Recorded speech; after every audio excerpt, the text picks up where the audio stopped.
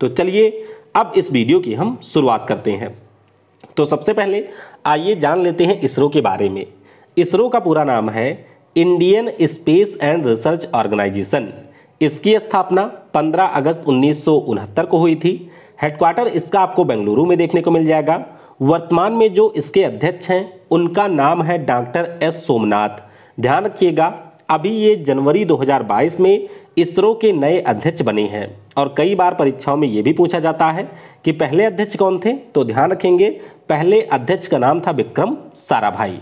तो ये basic detail है, ये तो आपको जरूर याद रखनी है। अब बात करेंगे सबसे पहले हम लोग मिशन चंद्रयान 1 की। अभी आपके एनटीपीसी में प्रश्न ये पूछा गया था कि ये जो हमारा चंद्रयान 1 मिशन है इसको केंद्र सरकार ने मंजूरी कौन से साल दी थी। तो याद रखिएगा 2003 में चंद्रयान 1 मिशन को मंजूरी दी गई थी। हालांकि अगर आपसे पूछा जाता है कि इसे लॉन्च कब किया गया था तो 22 अक्टूबर 2008 को हमारे यहाँ का जो रॉकेट है जिसका नाम PSLV XL-C11 है, इसकी सहायता से चंद्रयान 1 मिशन को लॉन्च किया गया था। अच्छा, मिशन लॉन्च कहाँ से हुआ था तो ये भी आपको ध्यान रखना है। हमारे यहाँ पर एक ही लॉन्च साइट है जो कि आपको मिलेगी आंध्र प्रदेश के श्रीहरिकोटा में। नाम इसका क्या है तो इसका नाम है सतीश धवन अंतरिक्ष केंद्र। तो आपको ध्यान रखना है कि जो मिशन चंद्रयान 1 है उसको 22 अक्टूबर 2008 को PSLV XL-C11 रॉकेट की सहायता से इसरो के द्वारा लॉन्च किया गया था। तो ये हमारे भारत का पहला मिशन था। अब अगर आपसे ये पूछा जाए कि जो हमने चंद्रयान 1 मिशन लॉन्च किया था इसमें कौन कौन सी चीज़ें थीं, तो इसमें आपकी केवल 2 चीज़ें थीं। एक तो हमारा ऑर्बिटर था और दूसरा इसमें शामिल था इम्पैक्टर। तो आपको ध्यान रखना है कि चंद्रयान 1 मिशन में 2 चीज़ें थीं, एक आपका ऑर्बिटर था और दूसरा इसमें था इम्पैक्टर। ये भी पूछा जाता है कि जब चंद्रयान 1 मिशन हमने लॉन्च किया था तो उस समय इसरो के अध्यक्ष कौन थे। तो उस समय इसरो के अध्यक्ष थे जी माधवन नायर साहब। कौन थे? जी माधवन नायर साहब इसरो के अध्यक्ष थे। अगर हम इस मिशन के कुल वजन की बात करते हैं तो ये आपका 1380 किलोग्राम था, लेकिन जो इसमें हमने एक्सपेरिमेंट के लिए पेलोड वगैरह भेजे थे उनका वजन था 105 किलोग्राम। तो ये वैसे पूछा नहीं जाएगा। अब मिशन चंद्रयान 1 की अगर हम बात करते हैं तो कुछ और बेसिक चीज़ें आपको ध्यान रखनी है। देखिए, इम्पैक्टर जो हमारा था वह ऑर्बिटर से अलग हुआ था 14 नवंबर 2008 को। उसके बाद में चंद्रमा के ऊपर सेकलटन नाम का एक क्रेटर था, वहां पर इसने क्रैश लैंडिंग की थी। कैसी लैंडिंग की थी? क्रैश लैंडिंग उसने यहां पर की थी। तो आपको चंद्रयान 1 मिशन में ये जरूर ध्यान रखना है कि हमारा तो जो ऑर्बिटर था वह अलग होकर के परिक्रमा आपका चंद्रमा की कर ही रहा था, लेकिन जो इम्पैक्टर है इसने चंद्रमा के ऊपर क्रैश लैंडिंग की थी। तो इस प्रकार से भारत दुनिया का चौथा देश बन गया था जिसने चंद्रमा के ऊपर लैंडिंग की थी। सबसे पहला देश सोवियत संघ था, फिर अमेरिका, जापान, ये सारे चंद्रमा की सतह पर पहुंचने वाले देश थे भारत के पहले। और मिशन चंद्रयान 1 के बारे में आपको ये भी ध्यान रखना है कि चंद्रमा पर इसने पानी के बारे में पता लगाया था और जहां पर यहाँ जो लैंडिंग हुई थी इसका नाम रखा गया था जवाहर पॉइंट। तो ध्यान रखिएगा, जो क्रेटर था जिसके ऊपर चंद्रयान 1 मिशन ने लैंडिंग की थी उसका नाम था सेकलटन क्रेटर, लेकिन जिस पार्टिकुलर प्लेस के ऊपर इसने लैंडिंग की थी उसी का नाम रखा गया था जवाहर पॉइंट। इसके अलावा आप ये भी ध्यान रखेंगे कि 2 वर्ष की अवधि के लिए इसे लॉन्च किया गया था। हालांकि 28 अगस्त 2009 को 312 दिनों के बाद में जो हमारा ऑर्बिटर था उससे इसरो का संपर्क टूट गया था, लेकिन 2 जून 2016 को नासा के द्वारा यह बताया गया है कि हमारे यहाँ का जो ऑर्बिटर है वह चक्कर लगा रहा था और उसने चंद्रमा की कक्षा में उपस्थिति के बारे में पुष्टि की थी। इसका मतलब यह है कि हमारा जो संपर्क था वह तो टूट गया था इस ऑर्बिटर से, लेकिन नासा ने हमें यह बताया कि जून 2016 में जो हमने ऑर्बिटर भेजा था वह आपके चंद्रमा का चक्कर लगा रहा था। तो ये हमने बात की मिशन चंद्रयान 1 की। अब आइए बात करते हैं मिशन चंद्रयान 2 की। तो ये हमारा प्यारा भारत है। हम लोग पहले चलेंगे अपने लॉन्च साइट पर जिसका नाम है सतीश धवन अंतरिक्ष केंद्र, जो कि आपको मिलेगा श्रीहरिकोटा में। तो यहाँ पर हमारा रॉकेट था जिसका नाम था GSLV MK3M1। नाम जरूर ध्यान रखिएगा, इसे हम लोग बाहुबली भी कहते हैं, इसे हम लोग फैट बॉय भी कहते हैं, और इसका नाम है GSLV Mark 3 M1। तो GSLV Mark 3 M1 से हमने चंद्रयान 2 मिशन को लॉन्च कर दिया था 22 जुलाई 2019 को। कब लॉन्च किया था? 22 जुलाई 2019 को हमने इस मिशन को लॉन्च कर दिया था। उसके बाद में अगर हम आगे बात करें तो देख सकते हैं ये आपकी अर्थ है।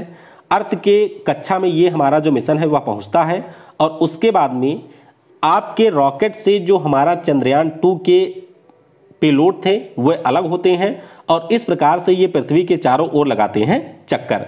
तो 23 दिनों तक इसने पृथ्वी का पूरा चक्कर लगाया था और उसके बाद में ये बढ़ता है चंद्रमा की तरफ। तो इतना डेप्थ में आपको नहीं जाना है, बस आपको ध्यान रखना है कि इसने पहले पृथ्वी की चक्कर लगाई थी, फिर ये पहुंचा था चंद्रमा के ऊपर। अब यहाँ पर क्या होता है, ये आपका जो चंद्रयान 2 मिशन था ये चंद्रमा की कक्षा में पहुंचता है और फिर ये चंद्रमा के चारों ओर लगाता है चक्कर और चक्कर लगाने के बाद में फाइनली जो हमारा ऑर्बिटर होता है, ऑर्बिटर तो आपका इसी प्रकार से चक्कर लगा रहा था, लेकिन जो हमने इसमें लैंडर भेजा था यह आपके चंद्रमा पर लैंड होने के लिए आगे बढ़ता है। तो ये देख सकते हैं 7 सितंबर को जो हमारा लैंडर था वह चंद्रमा के दक्षिणी ध्रुव पर लैंड होने के लिए आगे बढ़ता है। लेकिन यहीं पर फिर एक इंसिडेंट होता है, आप लोग देख सकते हैं।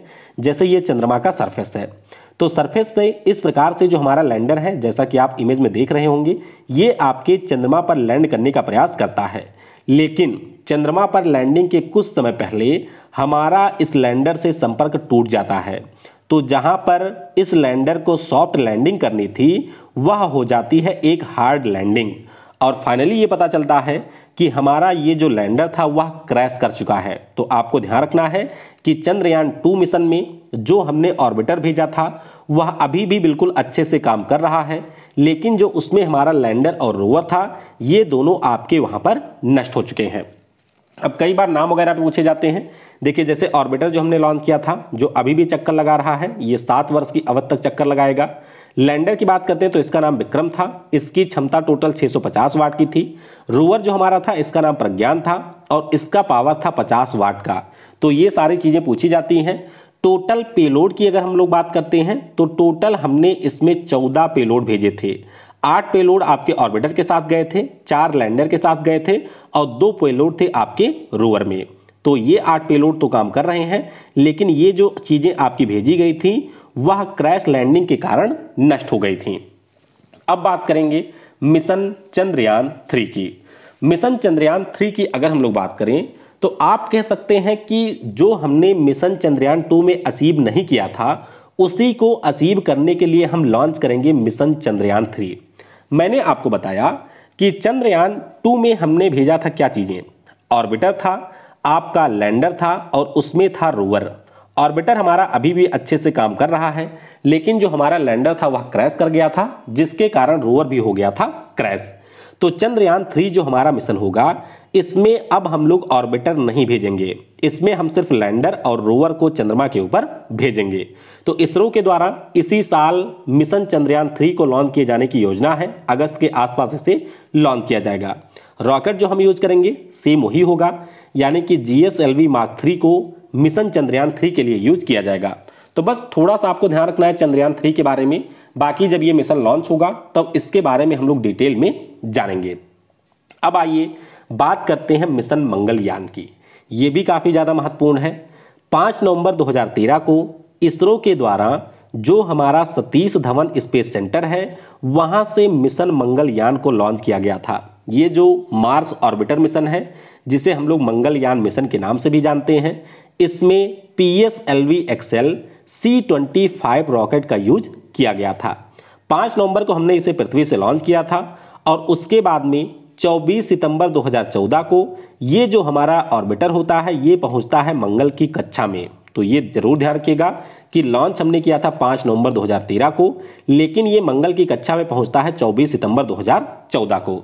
भारत दुनिया का ऐसा पहला देश बन गया था जिसने अपने पहले प्रयास में ही मंगल के लिए सफल मिशन को लॉन्च किया था।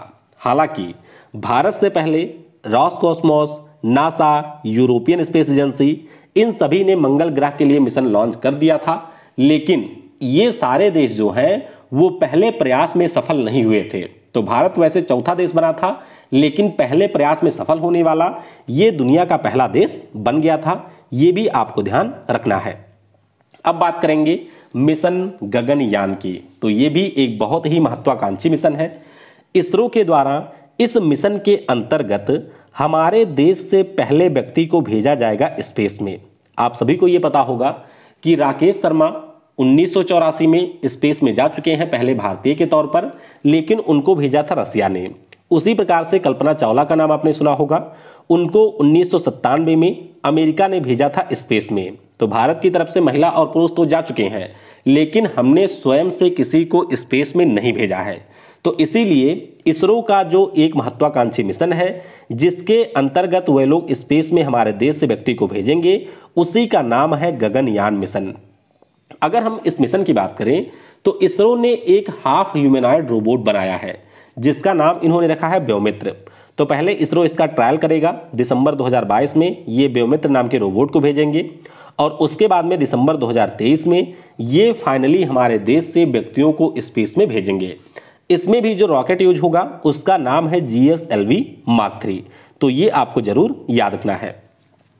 अब होगा इसमें क्या, तो देखिए हमारी पृथ्वी से 400 किलोमीटर की ऊंचाई पर 2 से 3 व्यक्तियों को इसरो के द्वारा भेजा जाएगा।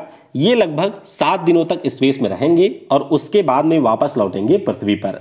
तो यही हमारा है मिशन गगनयान, जिसको 2023 में लॉन्च करेगा इसरो। अब बात करते हैं आदित्य L1 मिशन की। क्या नाम है? आदित्य L1 मिशन इसका नाम है। तो सूर्य के अध्ययन के लिए इसरो के द्वारा लॉन्च किया जाने वाला यह पहला मिशन है। आप सभी को पता होना चाहिए कि सूर्य के लिए जो पहला मिशन है उसका नाम है सोलर पार्कर प्रोब। क्या नाम है? सोलर पार्कर प्रोब उस मिशन का नाम है और उसे अमेरिका ने 2018 में लॉन्च किया था। लेकिन आदित्य L1 मिशन की अगर हम बात करें तो इसरो के द्वारा ये पहला मिशन है जो कि सूर्य के अध्ययन के लिए लॉन्च किया जाएगा। कब प्रस्तावित है? तो सितंबर-अक्टूबर 2022 में आदित्य L1 मिशन को इसरो लॉन्च करेगा। रॉकेट कौन सा यूज होगा? तो PSLV C56 नाम का जो रॉकेट है उसका यूज किया जाएगा आदित्य L1 मिशन में। अच्छा, जब भी हम लोग आदित्य L1 मिशन के बारे में सुनते हैं तो आपके मन में सवाल आता होगा कि यल का मतलब क्या है। तो यल का मतलब होता है लैग्रेंज पॉइंट। क्या होता है? Lagrange point. आप देख सकते हैं जैसे हमारी ये पृथ्वी है, ये आपका सूर्य है। तो सूर्य के चारों तरफ से इस प्रकार से कुछ पार्टिकुलर स्थान फिक्स किए गए हैं, जैसे कि L1 लैग्रेंज 1 हो गया, L2 यहाँ पर आपको मिलेगा, L3 आपका यहाँ पर है, L4 यहाँ पर है और यहाँ पर है L5। तो ये हमारे जो L1 पॉइंट हैं इसके ऊपर इसरो के द्वारा आदित्य L1 मिशन को लॉन्च किया जाएगा। ये जो हमारा मिशन है ये आपके सूर्य के वातावरण के बारे में अध्ययन करेगा, जो आपके सूरज से मैग्नेटिक स्टॉर्म निकलते हैं उनके बारे में ये अध्ययन करेगा, और जो ये मैग्नेटिक स्टॉर्म निकल करके हमारी पृथ्वी की ओर बढ़ते हैं तो इनका हमारे पृथ्वी के ऊपर क्या इम्पैक्ट होता है, इन सभी चीज़ों के ऊपर आदित्य L1 मिशन के अंतर्गत अध्ययन किया जाएगा। तो ये पॉइंट आपको यहाँ से ध्यान रखना है। तो इस प्रकार से जितने भी हमारे इसरो के महत्वपूर्ण मिशन हैं उनको हमने यहाँ पर डिस्कस कर लिया है। अब कुछ और महत्वपूर्ण चीज़ें मैं आपको बता देता हूँ जो कि अक्सर आपके परीक्षाओं में पूछ लिए जाते हैं। देखिए, इसरो के अगर हम लोग प्रमुखों की बात करते हैं तो आप सभी को याद रखना है विक्रम साराभाई इसके पहले प्रमुख थे। आप सभी को ये पता भी होगा। UR राव साहब सबसे अधिक समय तक इसरो के प्रमुख रहे थे। सतीश धवन साहब 1972 से 84 तक ये इसरो के प्रमुख रहे थे। और जो हमारे यहाँ का सैटेलाइट प्रोग्राम है उसमें भी योगदान था सतीश धवन साहब का। इसके अलावा आपको ध्यान रखना है कि G माधवन नायर के समय में चंद्रयान 1 मिशन लॉन्च हुआ था। के राधाकृष्णन के समय में हमारे यहाँ पर Indian regional navigation satellite system 2013 में लॉन्च किया गया था और मंगलयान मिशन भी 2013 में लॉन्च हुआ था। ES किरण कुमार साहब का बहुत ही महत्वपूर्ण रोल है आपके GSLV Mark 3 रॉकेट के डेवलपमेंट में। उसके अलावा जो हमने 2015 में एस्ट्रोसैट नाम की सैटेलाइट लॉन्च की थी उसमें भी किरण कुमार साहब का महत्वपूर्ण रोल है। और बाकी के के बारे में आप सभी को पता होगा, जिनके समय में चंद्रयान 2 मिशन को भारत ने 2019 में 22 जुलाई के दिन लॉन्च किया था। तो ये कुछ महत्वपूर्ण चीज़ें हैं, इनके बारे में आप लोग ध्यान रखेंगे। तो इस वीडियो में फिलहाल के लिए इतना ही।